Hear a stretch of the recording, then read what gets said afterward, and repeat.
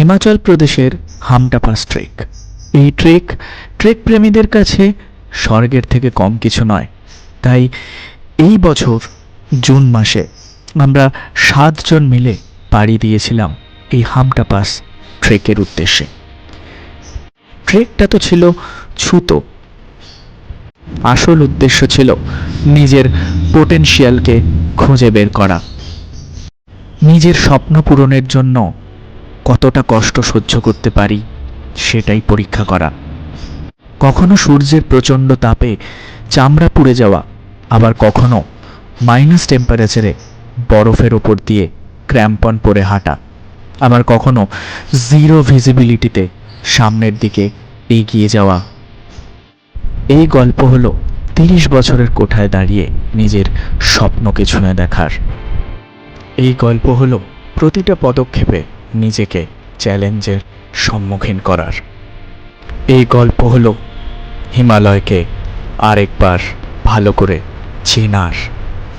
এবং সবশেষে এই গল্প হলো নিজের সাথে ভালোভাবে পরিচিত হওয়ার। এই হামটা পাস সিরিজে আমি আপনাদের সাথে শেয়ার করব কলকাতা থেকে কিভাবে নিজেই প্ল্যান করে আপনারা সাকসেসফুলি হামটা পাস ট্রেক করে আসতে পারবেন। প্রথম পর্বে থাকছে কলকাতা থেকে দিল্লি হয়ে মানালি পৌঁছানোর গল্প। চলুন শুরু করা যাক। এখন সময় হচ্ছে 9:38। বর্ধমান পেরিয়ে গেছি প্রায় আধ ঘন্টা আগে। দুর্গাপুরের কিছুটা আগে আছি। 10-12 মিনিট পর দুর্গাপুর ঢুকবে। এইসব আমাদের মেম্বাররা রয়েছে। কফি পান চলছে এখন। আরেকজন মেম্বারকে ফোন করা হচ্ছে, সে কত দূর আছে। আর এখানে এখন খাওয়া দাওয়া চলছে। এনারা অন্য কোচে রয়েছে, কিন্তু একসাথে এখন খাওয়া দাওয়া হবে। আর না দেখি এমন ভাবে বলে গেছে, কিন্তু হ্যাঁ, ট্রেন আমাদের রাইট টাইমে ছেড়েছিল, একদম ডট 8টা। এখন 9:40 মতো বাজে। বর্ধমান প্রায় আধা ঘন্টা আগে আমরা পেরিয়ে এসেছি। দুর্গাপুর ঢুকবে 10-12 মিনিটের মধ্যে। সেখান থেকে আমাদের গ্রুপের আরেকজন উঠবে, যাকে কেদারকান্তও সে আমাদের সাথে গেছিল। আমরা যাচ্ছি সেম ট্রেন, আগের বার যে ট্রেনে গেছিলাম আমরা, এবারেও সেই পূর্বা এক্সপ্রেসেই যাচ্ছি। হাওড়া থেকে দিল্লি অবধি যাব, তারপর দিল্লি থেকে মানালি। লাস্ট সদস্য ঢুকে গেছে দুর্গাপুর থেকে, এদের অপেক্ষা দিচ্ছিলাম আমরা। আমাদের ট্রেন দুর্গাপুর পেরিয়ে গেছে, প্রায় আধ ঘন্টা হতে চললো। ভালোই যাচ্ছে আপাতত, কারেক্ট টাইমে আছে ট্রেন। এখন পর্যন্ত তো খুব ভালো কাটছে। দেখা যাক কেমন কাটে পুরো ট্রিপটা, সব কিছু শেয়ার করবো। এখনো খাওয়া দাওয়া হয়নি, সবাই কফি খেয়েছে অল্প অল্প করে, তো খাবো একটু পরে। এই ভদ্রলোক বাড়ি থেকে মাকে দিয়ে 42 খানা লুচি বানিয়ে নিয়ে এসছে 7 জনের জন্য। লুচি না, শুধু লুচি মাংস। তো দুপুরের আয়োজন বেশ ভালোই, খাওয়া দাওয়া বেশ ভালোই হবে, শুধু কাকিমার প্রচুর খাটনি হয়েছে, এটাই যা। সময় হচ্ছে 10:46 আর ট্রেন এসে পৌঁছলো এই আসানসোল জংশনে। আমাদের এখন খাবারের সব বাড়াবাড়ি চলছে। মানে লুচি মাংস এই ভদ্রলোক নিয়ে এসছে, সব ডিস্ট্রিবিউটার। এই আবার রুটি তরকারি এনেছে। খাবারের কোনো অভাব নেই দুপুরবেলা, যদিও দুপুর না, এখন 11টা বাজে। একদম। আচ্ছা, আমাদের মানে ব্রাঞ্চ মানে ব্রেকফাস্ট প্লাস লাঞ্চের পরে এটা হচ্ছে মিষ্টি।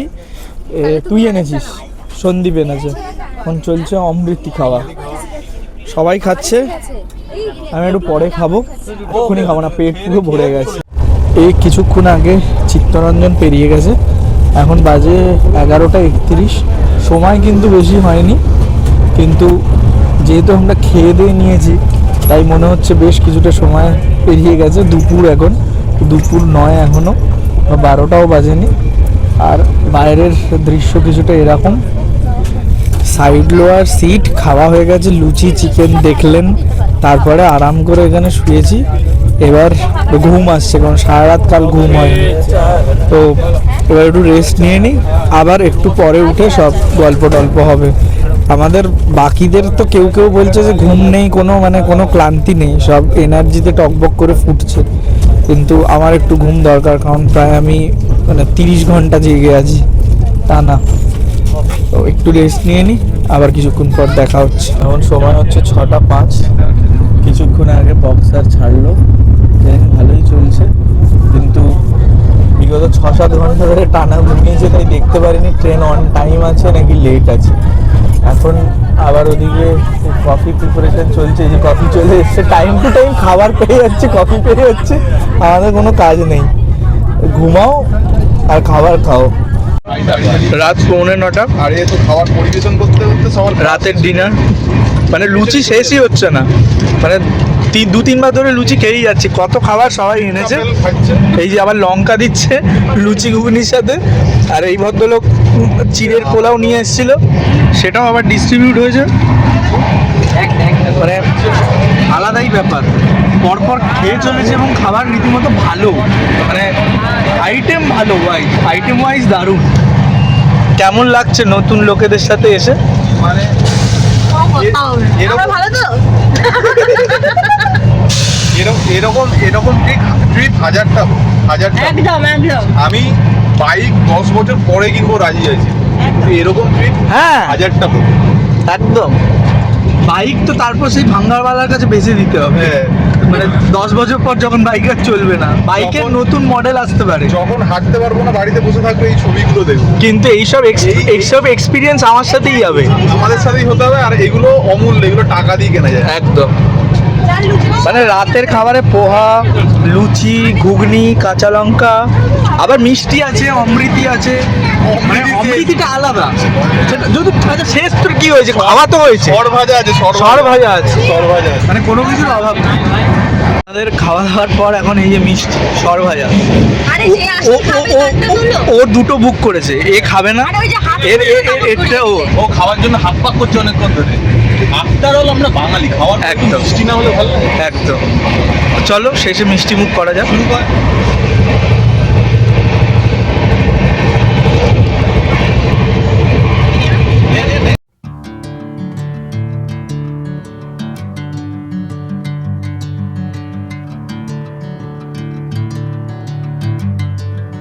বাজে 6:26, 21 তারিখ, 21শে জুন, 6:26।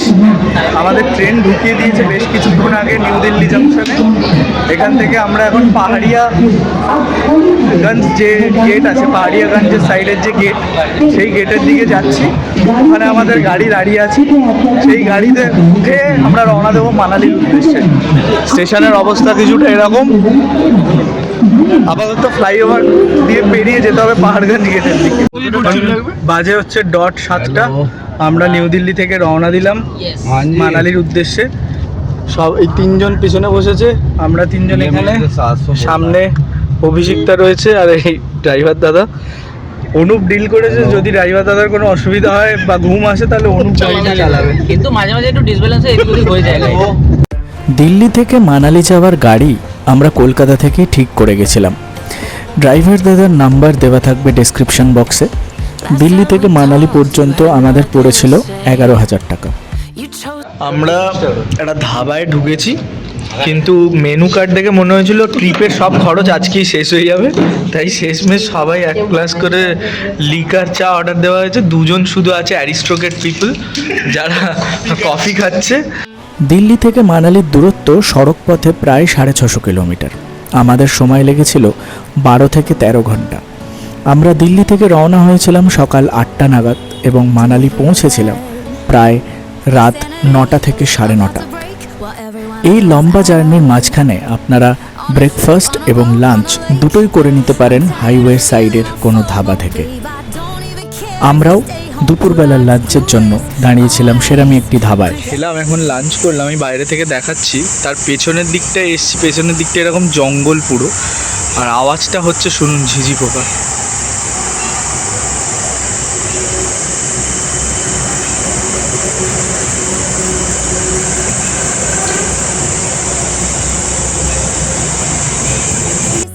লাঞ্চ সেরে আমরা আবার এগিয়ে যাই এবং কিছুক্ষণের মধ্যেই নজরে পড়ে পাহাড়ের সারি এবং আমরা বুঝতে পারি যে আমরা প্রবেশ করে গেছি হিমাচল প্রদেশ রাজ্যে। তারপর একের পর এক টানেল পেরিয়ে আমরা এগিয়ে যেতে থাকি আমাদের গন্তব্য মানালির উদ্দেশ্যে। মানালিতে আমরা একটি হোমস্টে ভাড়া করেছিলাম এক রাতের জন্য। হোমস্টেটির নাম হচ্ছে পাহাড়ি মঞ্জিল হোমস্টে। হোমস্টের কন্ট্যাক্ট ডিটেলস দেওয়া রইল ডেসক্রিপশন বক্সে।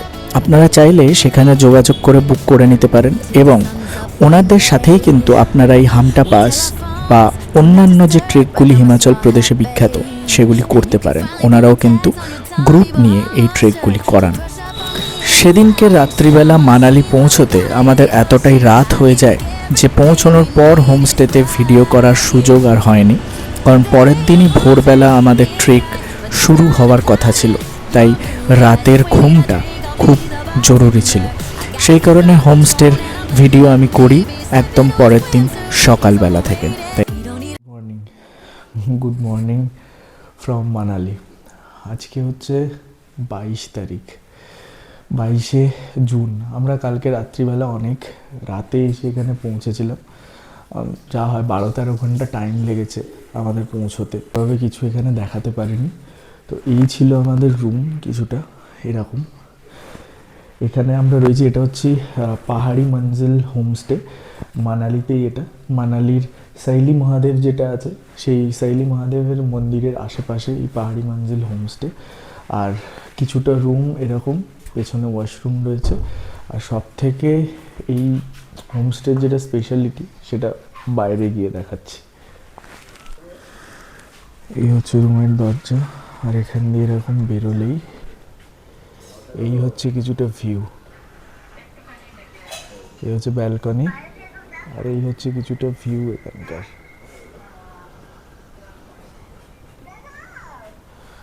আর বাইরে থেকে রুম হচ্ছে এই, একটা ডাবল বেড রয়েছে, একটা সাইড টেবিল আছে দুদিকে, একটা কাবার্ড মতো দেওয়া আছে। এদিকে কিচেন, মানে আপনারা চাইলে রান্না করেও খেতে পারেন। আর এখানে আমাদের সব জিনিসপত্র রাখা রয়েছে, এখন ফ্রেশ হয়ে গুছিয়ে নেব। তো এই হচ্ছে আপাতত আপডেট। আমরা এখান থেকে বেরিয়ে যাব। আমাদের যে ট্রেকিয়ারির যাদের সাথে আমরা এই ট্রেকটা করছি তারা টাইম দিয়েছে সকাল 8:30। এখানে ভানু বলে একটা জায়গা রয়েছে এই হোমস্টে থেকে, মোটামুটি সেটা ওই ধরুন 2.5-3 কিলোমিটার মতো দূর। তো আমরা এখান থেকে বেরোবো, দেখি যদি কোনো লোকাল ট্রান্সপোর্ট পাই, মানে টেম্পো বা অটো, তাতে করে আমরা চলে যাব ওদের মিট আপ পয়েন্ট পর্যন্ত। তারপর সেখান থেকে আমাদের প্যাকেজ স্টার্ট বা ওদের রেসপন্সিবিলিটি স্টার্ট। তো কাল এখানে আমরা ছিলাম নিজেদের খরচা, মানে এক্সক্লুডেড প্যাকেজ থেকে সেটা, এবং সেখানে মাথা পিছু আমাদের খরচা পড়েছে 700 টাকা করে। ওদিকে একটা ডরমেটারি দিয়েছে যেখানে 5 জন আছে, আর এটাতে আমরা 2 জন ছিলাম। তো মাথা পিছু 700 টাকা উইদাউট ফুড।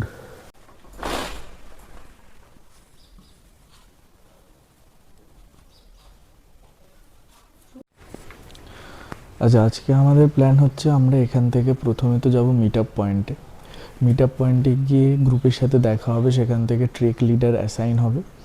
তারপর আমরা এগোবো আজকে আমাদের ফার্স্ট ক্যাম্প সাইট চিকার উদ্দেশ্যে। যদিও এখান থেকে যেখানে মিট করব সেখান থেকে আগে ওনারা নিয়ে যাবে বাই কার জোবরা বলে একটা জায়গায়। সেই জোবরাতে গিয়ে ব্রিফিং টিফিং হবে, সেখান থেকে আমরা এগিয়ে যাব চিকার উদ্দেশ্যে। আমি শুধু এই ভিউটা দেখছি, অসাধারণ। মানে এরকম রুম আর তার সামনে এরকম ভিউ, অসাধারণ।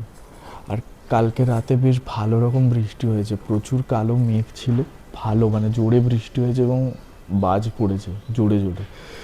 এবং উপরে যে স্নোটা দেখা যাচ্ছে সেটা কালকে মানে ফ্রেশ স্নোফল হয়েছে উপরের পাহাড়গুলোতে, মানে এখানে বৃষ্টি হয়েছে, উপরে স্নো পড়ে গেছে। এক কথায় অসাধারণ। আর দূরে পুরো সেটেলমেন্টগুলো দেখা যাচ্ছে, বসতিগুলো, অসাধারণ দেখতে লাগছে। ইটসেলফ একটা দারুণ প্রপার্টি। আপাতত সব কিছু ঠিকঠাক চলছে, দেখা যাক। সায়ন্তীর প্রথম ট্রেক এক্সপিরিয়েন্স, আমার একটা বন্ধু সুমন, ওরও প্রথম ট্রেকের এক্সপিরিয়েন্স, কেমন কাটে, কেমন যায়, কতটা স্মুথলি যায়, কতটা রাফ ট্রেক হয়, কতটা চ্যালেঞ্জিং হয়, সে সব কিছু দেখার। আপাতত মানে তাড়াতাড়ি ফ্রেশ হয়ে নিয়ে বেরিয়ে আবার দেখা হচ্ছে।